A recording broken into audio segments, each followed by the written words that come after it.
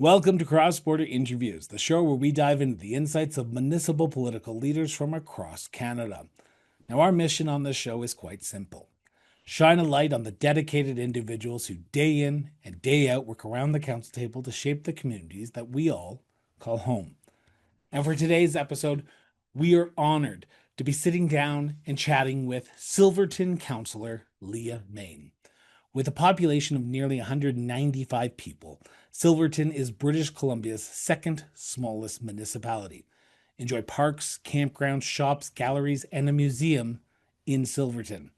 The Silverton Gallery and Historical Interpretive Centre are located in the Municipal Block in the heart of the downtown. Silverton is certainly a tiny gem within the Kootenays. Leah, thank you so much for sitting down with me and talking about yourself and talking about your roles as counselor, director, and, well, just all around great human being. This is a long Oh, time thank you. coming, and I'm so excited that we were able to finally make this happen. Before we get into the role of counselor and your role as an elected official, I want to get to know the person behind the persona a little bit. Where did your sense of duty to serve your community come from, Leah? It came from my very earliest days, um, coming from an East Coast Jewish family, New York, Brooklyn based, and with a long history of socialism and social activism for a few generations in the family. I just was raised knowing that we all have a commitment to community and to making our communities better all the time and to uh, taking care of those less fortunate than we are. And that developed into a teenage.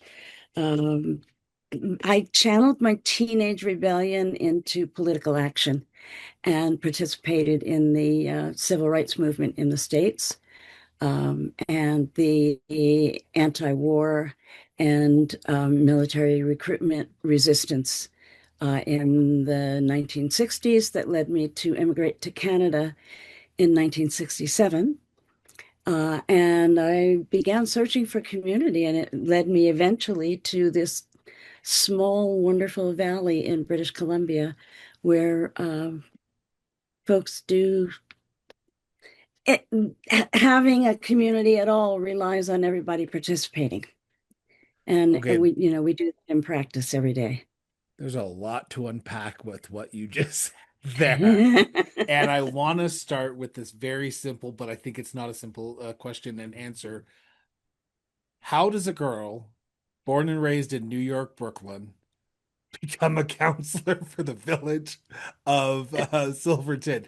Because I'm thinking to myself right now, wow, that's a leap. Like, I've seen a lot of stranger directions, But but did you but ever think you would ever be a like an elected official? Because you talk about your activism that you did as a teenager. Was elected politics ever in the cards for Leah growing up, or was this something that came later in no, life? no, I was always much more comfortable being on the rebellion side. But one of the things that led me to immigrate to Canada was the sheer size of the United States meant that my vote, my voice did not count, period. Um, but Canada being so much smaller, particularly in the 60s, I think the population of Canada was 10 million at that time. So I felt my voice could be heard, and landing in a small town, eventually, yeah, my voice was definitely heard. There's only 200 people in Silverton, so I don't have to shout very loud to get heard. Um, Was the it always bigger BC leap, that you were going to go to though? Because traditionally, and I'm going to say this with a little bit of disrespect to New York here, but you leave New York, you'd think you would go to like Vancouver, Toronto, like you think you would um, try to immigrate to a larger urban center. What was it about the small rural living that sort of, and I say rural with respect, but where did that yeah. come from? Well, my first 3 years in Canada, I spent living in Montreal, Oh, and okay. then I came out west, and I love being out west from the very first time that I had gone to the West Coast in the States, and then here in Canada, and I actually lived up the coast in the hippie commune way past the end of the road where you had to take a boat to get there for a while. And it really fulfilled my sense of I really like living in small places. I like living in places where I can smell the dirt and smell the water and feel the clean air. And that whole through the 60s and 70s, the Back to the Land movement, that was my demographic. And so a bunch of us hopped in a car, in a Volkswagen van, of course, and toured around BC until we found the place that really called to us. Most of us still live here, although not communally anymore, but I still have those friendships. And So when was I've this? I've When did you carved a land life in here. Silverton? When? Yeah, like Um, what so year did you? I came to the Valley in 1971. Okay, And the Valley has, like a few little towns and a lot of rural area in between the towns. And I've lived in all the towns. I've lived in all of the rural areas around. And I met my partner here, and we've been together for a really long time and bought this place in Silverton in 1983. so you've been in Raised my son Silverton here. He was since. 6 months old when I moved here. So, Wow.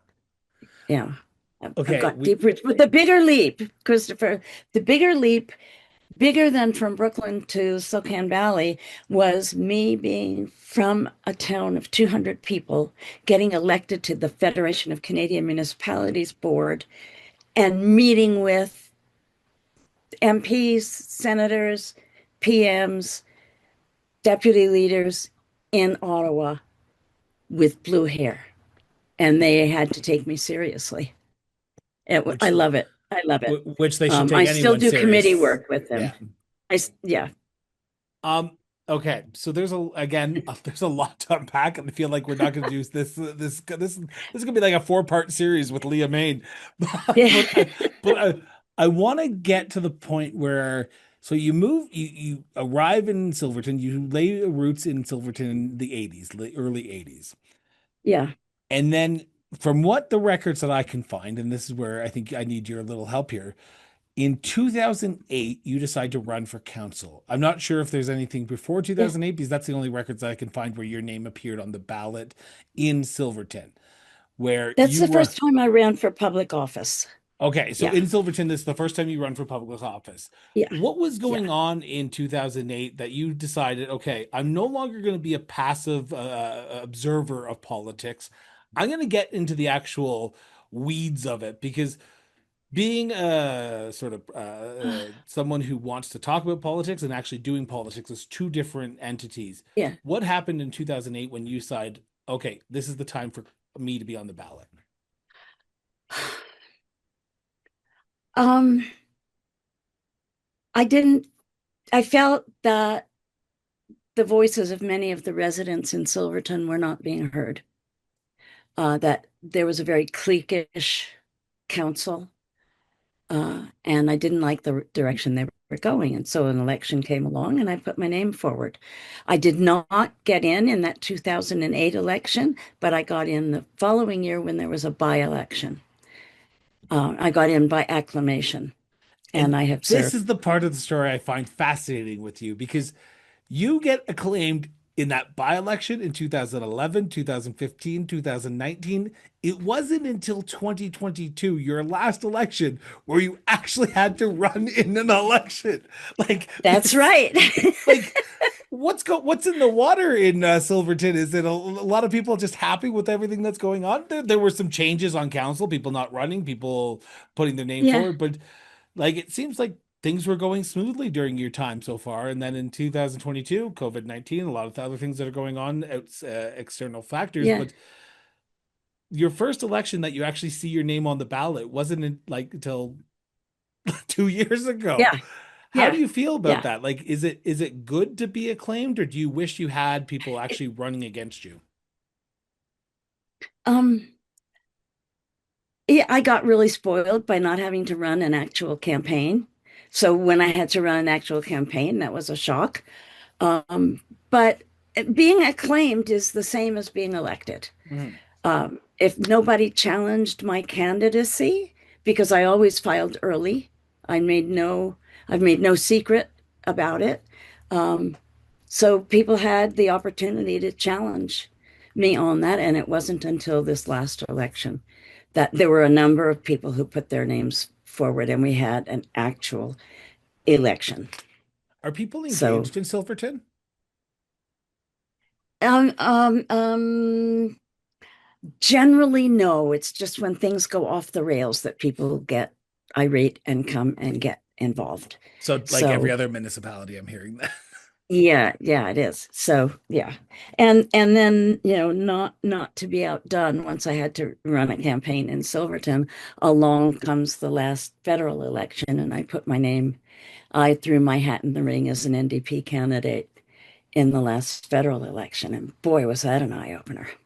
How so? What I'd was the never difference? run a big campaign. Okay. And I had a very small team, and we were in a new riding because the boundaries had been redrawn. And so I spent 6 weeks on the road between here and Vernon, which is a 5-hour drive, and then down to the north boundary of Kelowna, um, running as a They don't candidate make in the those federal ridings election. small for anyone, do they? So, No, no, and they have no idea. They just have no idea at all. Uh, sure, get 150 signatures. Well, that means driving a few thousand kilometers to get those signatures.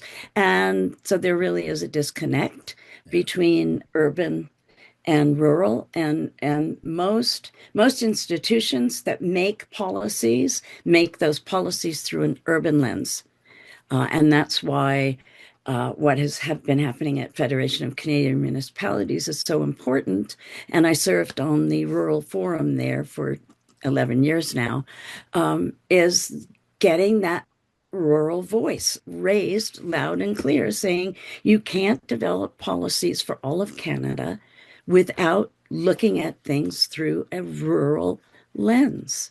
You have to accommodate the rural realities, or there's no mines, there's no, there's no hydropower, there's no food, there's no transportation, there's nothing without the resources that you take from the rural communities. And if you're hollowing out those communities, all you're going to have is man camps. And that's not nation building. Do you consider yourself a rural voice, even being a village? Oh, yeah, How so? How so? Like, I'm not absolutely. trying to be rude about that.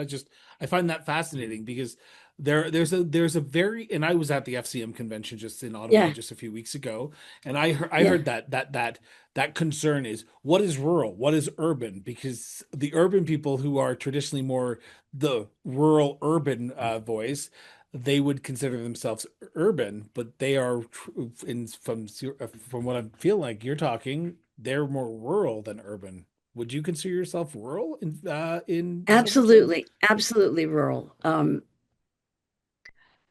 I live in a town that has less than 200 people in it. We are 6 blocks by 7 blocks long. Most of the roads are, I would only consider them semi-paved because we're so small. We don't have the resources to keep building and building and building.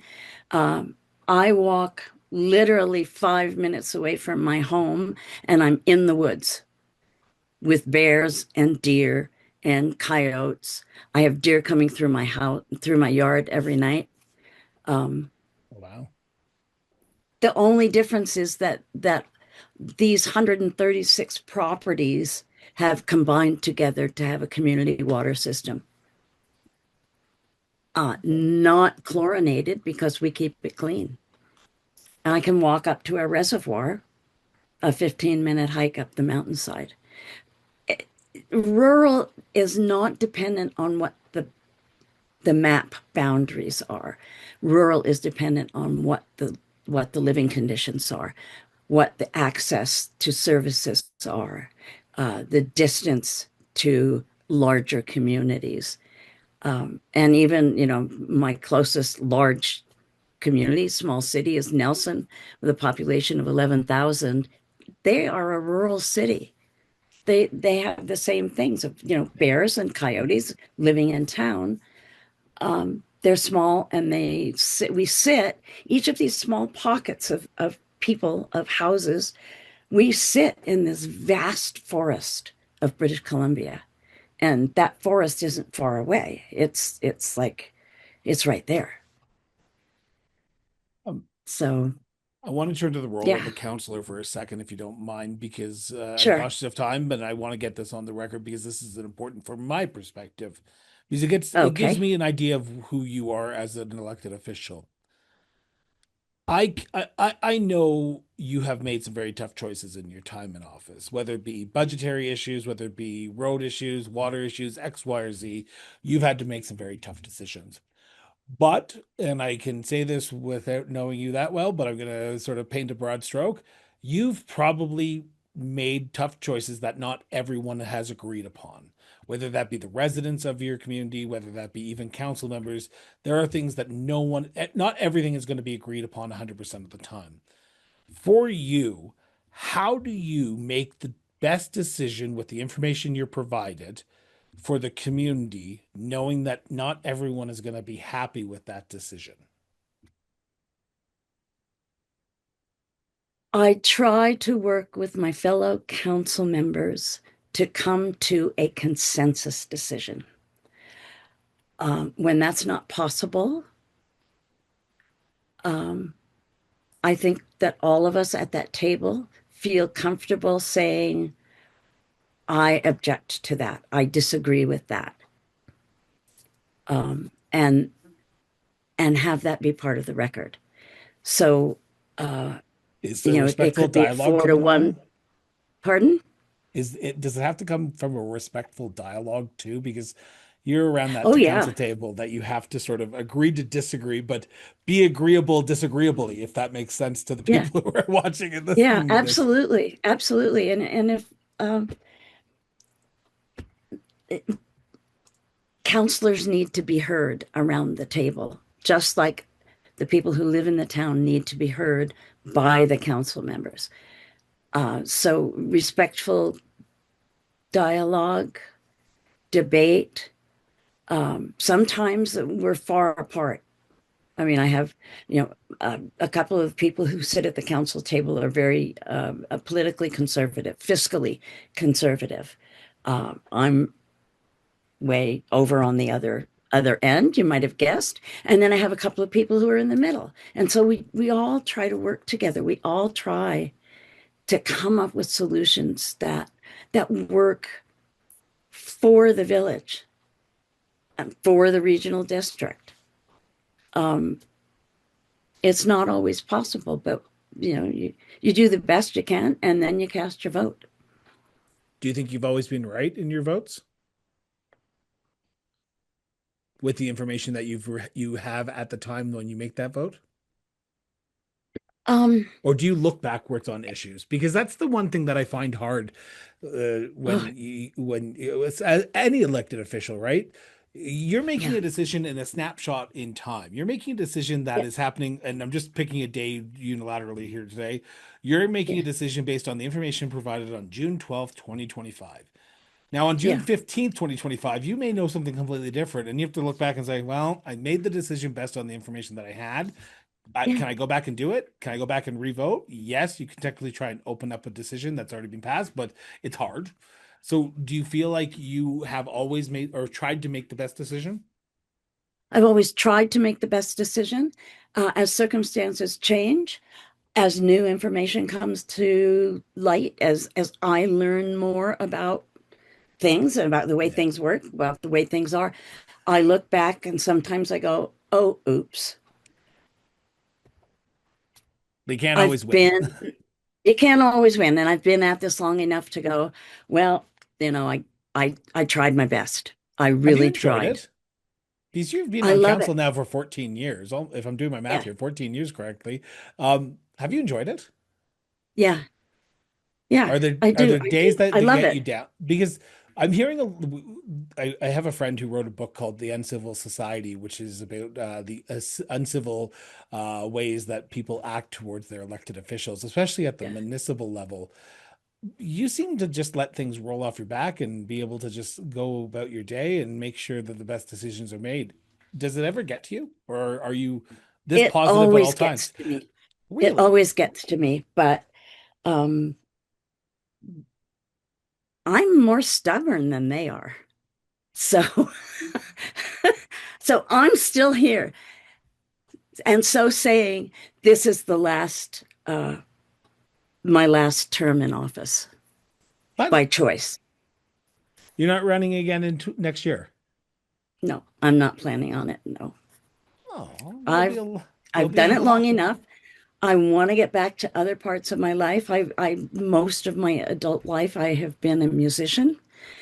I've let that lapse. I want to get that back. Um, and uh, I'm getting older. It's not so easy. It takes me longer to bounce back after Well, traveling. yeah. So yeah, and it's time for younger folks to step up and take their place at the table. Do you think That that's that's happening that's though? I think it is. I think it is. And I see my role these days as being a mentor. And rather than me like going for I want to be chair of this committee and I want to do that and I want to do that, trying to find ways to bring other people into it and help them along. And I think I've been very successful at that at FCM. And that really brings me a lot of satisfaction. You're a So table officer, right? Or did you? no, Okay. no, I'm not. Okay. In fact, last year I was not reelected. I was the chair of the BC caucus for 4 years. I was elected for 10 years. Um, I serve on committees now as an Okay. unelected committee member. And that's fine. I get to mentor other people. I get to see their victories. I get to see them blossom and Well, and grow. I say this without mentioning any names here, but your name has come up more often when I chat with people in Saskatchewan and Alberta and Manitoba than I think any other municipal politician that sits at the FCM or has sat at the FCM board. You have made an impact on the Federation of Canadian Municipalities for yourself. Basically, we just got back, and I'm literally editing a story right now about British Columbia at the FCM. What does it mean for a municipality the size of Silverton of 195 people, the second smallest municipality in the province of British Columbia, to be part of a federal organization where, like you said at the top of the show, you get to chat with ministers, you get to be in meetings with the prime minister, you get to be in meetings with the leader of the official opposition whenever they are there. How important is it for a small community like yours to be at that table federally? It's it's critical. It is absolutely critical. That's how we learn, that's how we grow, and that's how we get our voices heard. And that's, Justin Trudeau heard my voice from Silverton, BC to Ottawa. Um, Jagmeet Singh heard my voice. They all heard somebody from a tiny little speck on the map who had the guts to go in and say, don't forget about us. True that. I want to turn. It's I want to turn our topic here because I'm very cautious of time, and I just realized we're almost about a half hour into this conversation, and I haven't even started to talk about Silverton yet. So I got to turn my attention to okay. them for a few minutes. And before I start this line of question, I just have to do this little preamble, as I always do on the show. For the 851st time on the show, this is a conversation between the counselor and myself. This is not a motion of council, not a direction of council, not even a policy of council. This is her opinion and her opinion alone. Now, it may line up with what's going on at council, it may line up with what's being said at the council meetings, but at the end of the day, it's still her opinion. She needs a majority of council members around the council table to vote in favor or against any motion or any policy or any bylaw to make it policy. Now, I'm going to also preempt this conversation by saying this conversation is also going to be talking about I'm going to try and see if I get this right on the first try here, the regional district of Central Kootenays. I Got it. I got the thumbs up. And so where Yeah. the counselor is also a director of the regional district. So we may be talking about both, but please remember that this is just her opinion and her opinion alone. So with that out of the way, I think that's the longest one I've actually had to say because you have two roles. Counselor, in your opinion, as of recording this on June 12th, 2025, what do you see as the biggest challenge the village of Silverton is facing today? Sustainability, fiscal sustainability. Um, we have a very small tax base. We have a minuscule commercial tax base and no industry. So the revenues that we generate uh, under our own power are very small. We rely on, in British Columbia, the Small Communities Grant of $270,000 a year from the province. We rely on the Canada Community Building Fund, which we get approximately $65,000 to $67,000 a year from the federal government that we put into capital reserve. It is used for capital only, not operating. Unless there is a sea change in the relationship between the different orders of government and a new fiscal framework that speaks to the realities of 2025 and not the realities of 1885. We, as a small community, along with all small communities throughout Canada, are just going to collapse under the fiscal weight of trying to keep our communities viable physically and in terms of community spirit and ability to live where we want to live. Are you concerned about the That's the long-term biggest viability? challenge.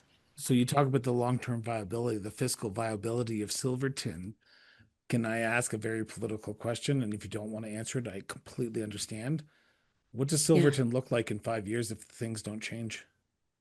Uh, it's going to look a little bit more tattered. There's going to be bigger lines of strain on the council members' faces.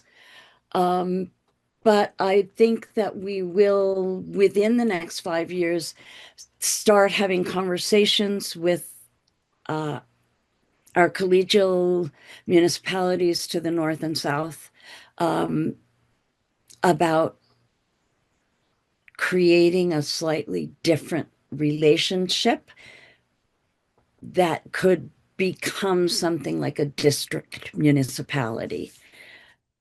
It would give us some savings, not a whole lot, but you get to a point where any savings is crucial. I hope that doesn't happen because Silverton has it has a long history. In 1892, we got our letters patent in 1931, but it existed as a community since 1892.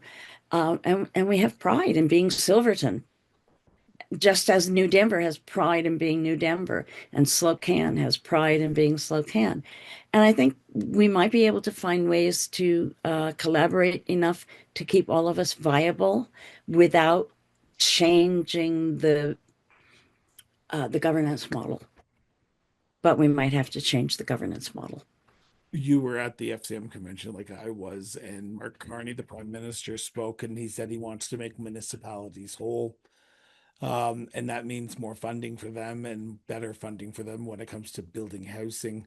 Is that enough though? Because and I Okay. know you ran federally for the NDP. I just want to make sure I put that on the record there, and I think you did already. But Yeah.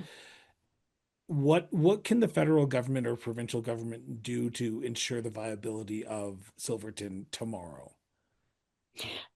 Okay, so I want to backtrack one sentence to when you said that Mark Carney said that he wanted to make communities whole. That was in relation specifically to the requirement that we cut development cost charges in half. Yes. And that was where he wanted to make whole.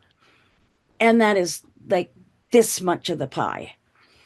We need allocation funding that we get simply because we exist as a formal community. as well as the application-based programs that we then have to, make an application for the big pieces. But look, federal government, trust us to know what our communities need in terms of infrastructure, in terms of supports for housing, in terms of how we maintain our roads and bridges and water systems. We're the ones who know. And furthermore, whoever wants to talk about nation building projects, Mr. Carney, the nation is built in the communities. So that's why you need to pay attention to a new fiscal framework, a progressive fiscal framework, looking to the future for all of Canada. Gonna push back a little bit because that is what we need. But you've been at this long enough. I've been around the block a few times with a few different prime ministers, and I've reported on numerous of since going all the way back to John Chrétien, just later days of Yeah. John Chrétien. And I hate to be the bearer of bad news, but we're not going to get there in 2025. Ain't going to happen. I'm going to try and burst your bubble a little bit. Oh, What what a does surprise. Yeah. exactly? What does Yeah. Silverton do in the short term, though? Because besides like stopping all external factors, Yeah. besides going and saying, okay, we're just going to focus on the literally the core services that we can afford to do, Yeah. what does Silverton do in the short term? Or are we already far past that point where we go, it's already a rocky road and we're running uphill with this? Okay, so it is a rocky road and we are running uphill and we are staying engaged in it. I just was at a meeting this afternoon regarding a major piece of community infrastructure, which is our cultural center. And we are working on a new uh, lease agreement with a collaboration of nonprofit organizations to try to keep that viable because that is the heart of the community. Um, and we will apply for every single grant that our CAO has time to apply for. Um, and we have been successful Does your with community want to grants. stay viable? Yes, absolutely, no doubt about it. I mean, Okay, we good. only whisper the word district municipality and make sure that nobody is within earshot because people get very irate about that. They say, damn it, we're Silverton. We're not a district municipality. We are a village. So, that's a tough balancing act for anyone on council, um, to, keep trying to find ways to keep us viable and keep our people happy, keep the heart of the community happy. Would you say the same issue that the village is dealing with is the same issue that the regional district of Central Kootenays is dealing with?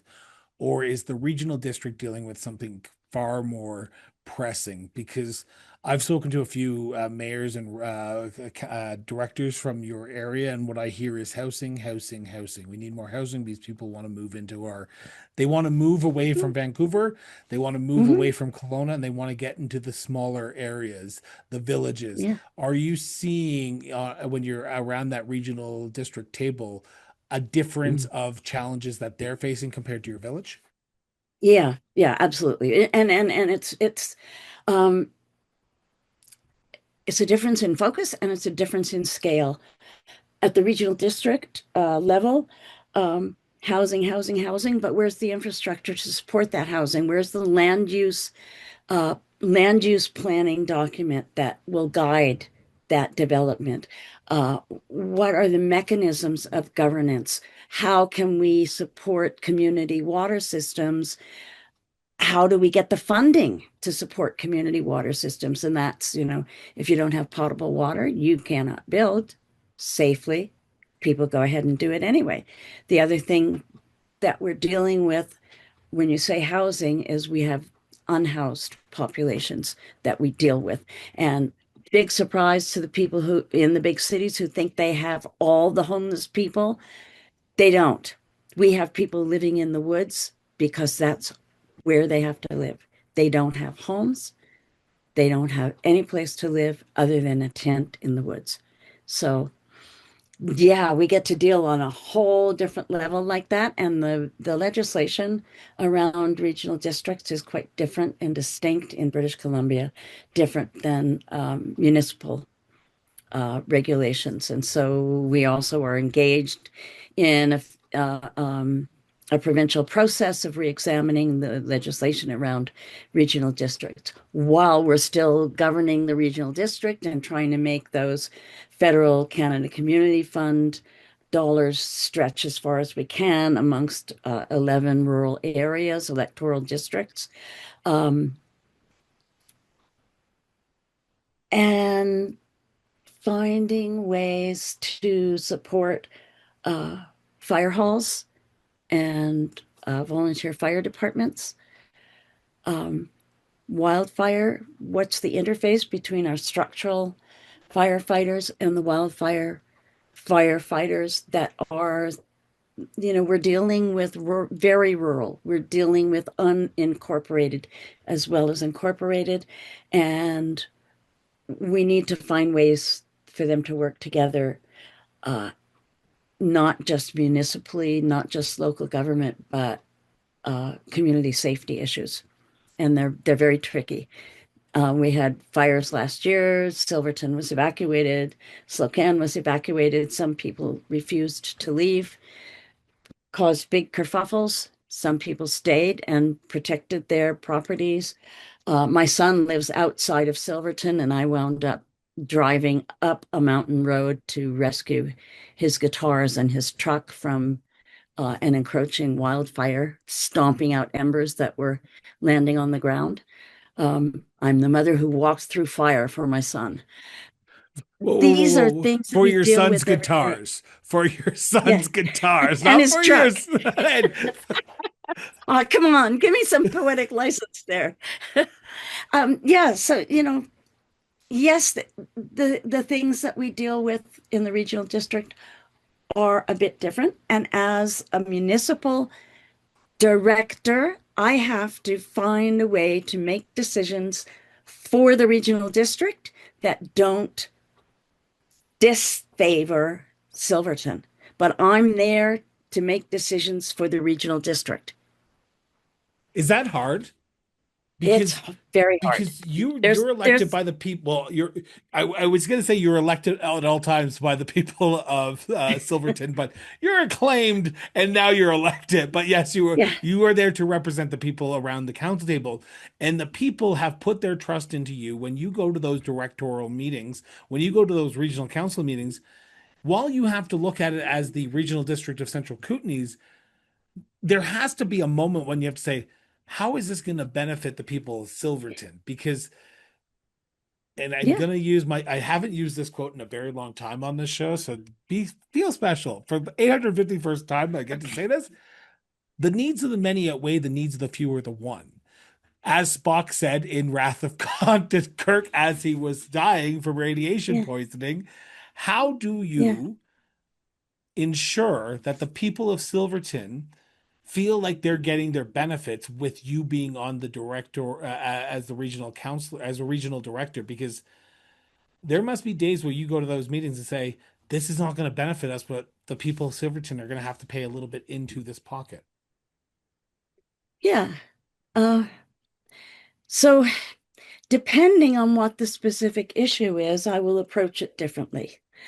Um, there have been times when I've been sitting at the district table and I've said, I cannot vote on this matter at this time because I have not had an opportunity to discuss it with my council. And therefore, I move that this be tabled and brought back at a later date so that I do have the opportunity to talk to my council about it. There are also times when I'll go ahead and vote based on my decision-making abilities and based partly because I know that my other counselors don't know enough about this particular matter for their input to be truly helpful.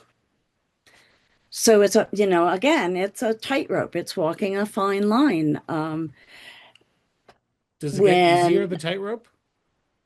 oh no, but you get You just get used to it. Sorry, Um, not laughing. I'm laughing at the how blunt. Oh no. well, it's true. And you know, like after all these years, I know that some days it's going to be hard. And some days I am going to speak before I've engaged my brain. And then I'm going to hear what I said and go, all right, that's what I truly see about this situation. And that's how I'm going to vote, or that's how I'm going to engage about it. I will try to keep my council informed and to consult with them. I don't always have that. Uh, I don't always have the time frame to be able to do that, but I'll do it as much as I can, and I'll report back to them as much as I can. Now, I don't You want just do people your to go best. away from this conversation thinking, and I need to ask a follow-up question to these questions that we've been asking because I don't want people to go away thinking Silverton, the regional district of Central Kootenays, it's only challenges. There's only bad things going on. But there's not. There's good things that are happening in both Silverton and the regional district of Central Kootenays. See, I'm saying it enough times that I can just let it ramble off the tongue now. Yeah, it just What are rolls off your tongue now. exactly? What are the good things when you look at your communities, whether it be the regional district or the village? Is there things that you go, you know what? We do have infrastructure problems. We do have funding problems. We do have housing. We do have fire issues. But we got this going for us. We got this X factor that makes our community great, whether it be the regional district or the village. What are those individual X factors for the village and the regional district? I'll give an example in Silverton, that meeting that I was at this afternoon that I referred to.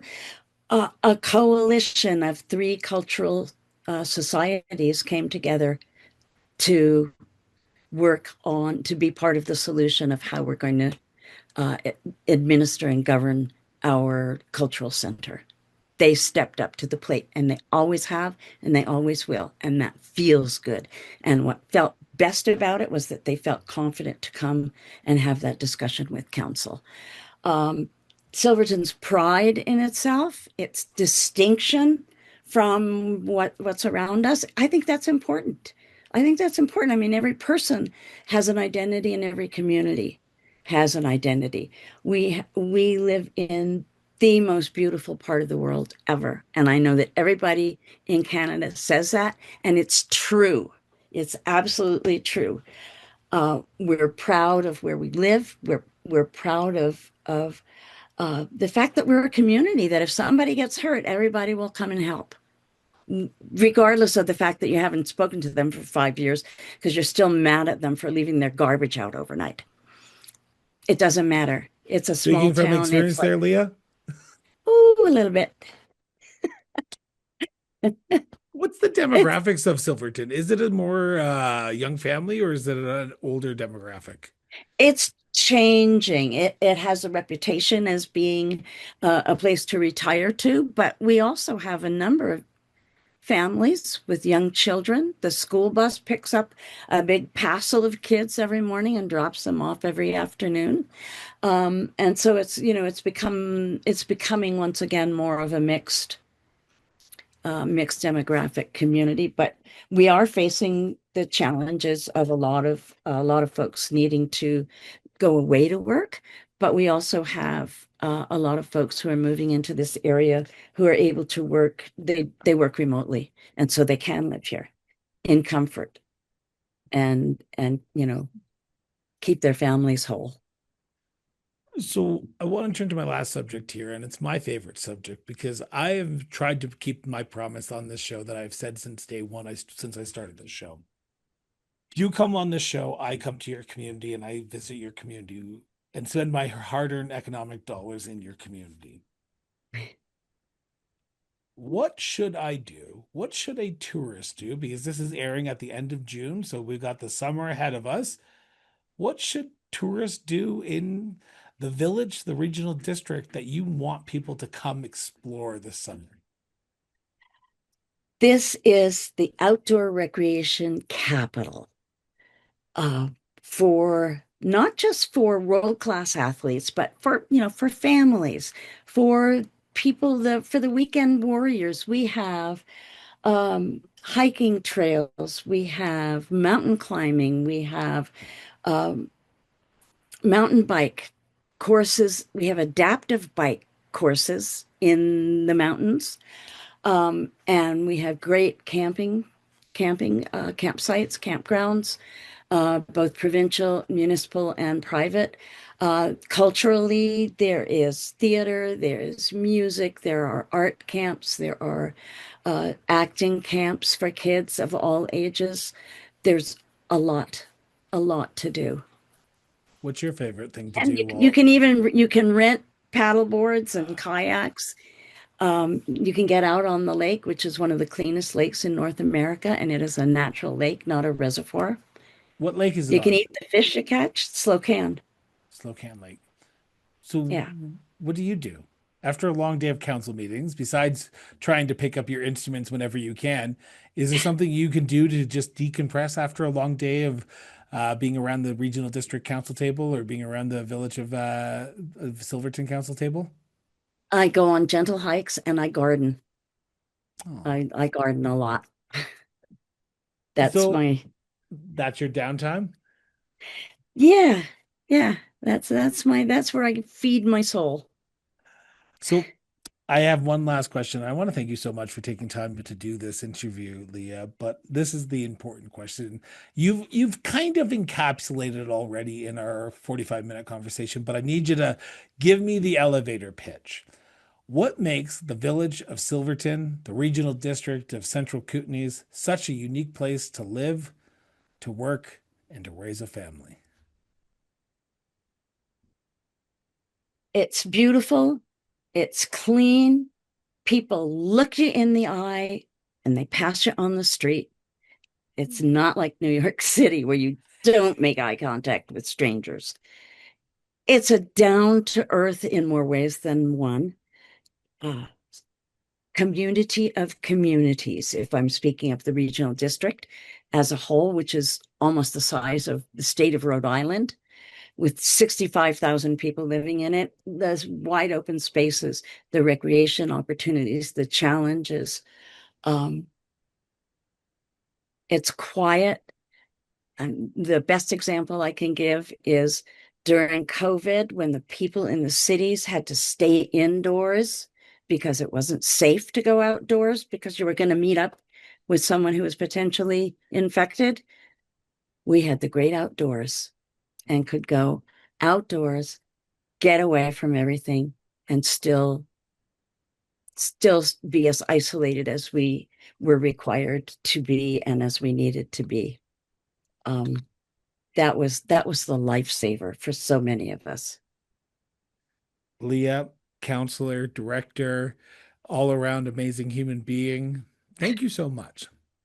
Thank you so much Thank from the you, bottom of my Christopher. heart for doing this interview. Like I said, you came highly recommended by a few people in Alberta, a few people in BC, a few people in Saskatchewan saying you need to have Leah on the show.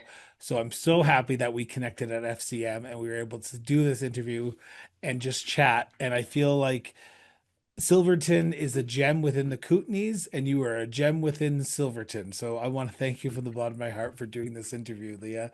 Always a pleasure, and I look forward to seeing you while I come out this summer to Silverton to see you in person. Okay. Thank you. Thank you so much. I've enjoyed this and I look forward to seeing you in Silverton.